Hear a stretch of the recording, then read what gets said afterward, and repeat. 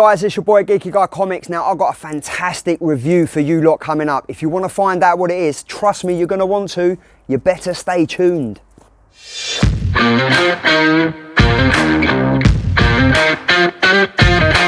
Hey guys, welcome back. So Tom Taylor's Deceased world is getting even larger this week, and it's not with a one shot that we've had out for a couple of weeks now. Oh no.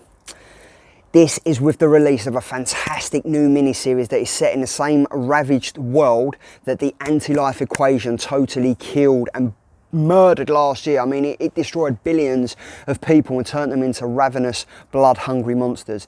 Now, as you can see in my hand, I hold the fantastic Martina variant cover of the amazing Deceased Dead Planet #1, and all I can say is that even if you've read all the other issues that are out of this, the current lineup, the current forum of Deceased, you are in for a treat, guys. Seriously, this is just all kinds of wow on so many levels.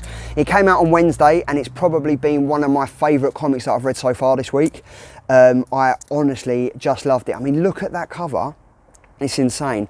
Now, before I do go any further, there are a few minor spoilers in this review, so continue if you dare. Now, just as a recap, as I do like to do in my reviews, as you guys know, at the end of the original Deceased, the superheroes and all the civilians that managed to be saved, they all fled to Earth 2, I think it was, to start a new life as well as they possibly could. This issue picks up 5 years after Dead Planet, and with most of the heroes dead, hardly any survivors, and we get to see a drunk Constantine pissed in a bar on his own. We get a distress call that brings like Damian Wayne, Jon Kent and Cassie Sandsmark, who are the new Batman, Superman and the new Wonder Woman, aka the new Justice League of the Fantastic Earth 2, brings them all back to the planet that was left in ruins after the anti-life equation. And I tell you what, I was already hooked, but did it get better? And I've got to say, hell yes it did. I mean, I loved Hope at World's End and the rest of the runs, but Dead Planet has well and truly surpassed that. I mean, it's only the first issue and I'm well into it. I've just got to say it was absolutely amazing, and the fact that we get to see a new Justice League, not them, but how they've learned from their parents and their mentors. I mean, if this issue is anything to go by, this is more than just one basic issue. This is so much more. It's absolutely amazing. I mean, if you haven't read any of the above Deceased main comics and tie-ins that I mentioned above, I would seriously suggest reading at least a few so you have at least a basic understanding of what is going on. But with that said, the first few pages of this comic give enough detail to open up the story for like new readers.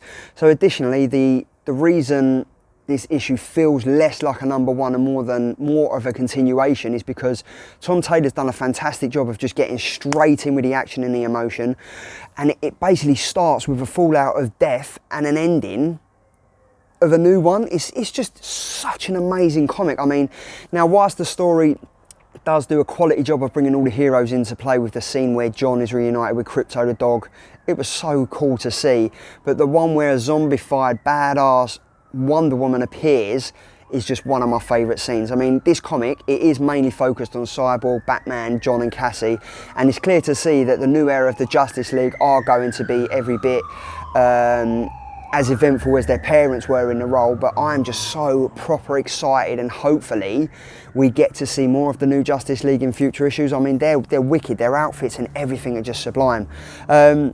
I mean, it's wicked. I mean, for me, overall, Deceased Dead Planet #1 is an amazing sequel series that it promises so much more than just a story. There's emotion, there's drama, there's action, and as it unfolds, it was just a great continuation of the first issue, and it speaks volumes for the DC creative team, because while I don't know where this story is heading, especially with a certain revelation that the new Superman, Jon Kent, shocks us with on the last page, it's clear to see that this is going to be a proper, exciting, decent run, and I am definitely along for the ride. There's not much more to say, guys. That's another fantastic review done. I hope that you enjoyed the comic as much as I did. Let me know in the comments section below what you thought. Let's have a discussion about it. Make sure you hit the subscribe button, give me a thumbs up, turn on the notification bell, because I for one would not want you to miss the great content that I'm putting out on YouTube at the moment. And as always, guys, it's fantastic. I've had an absolute blast, and if I don't see you for a week, I'll see you through the Geeky Guy window.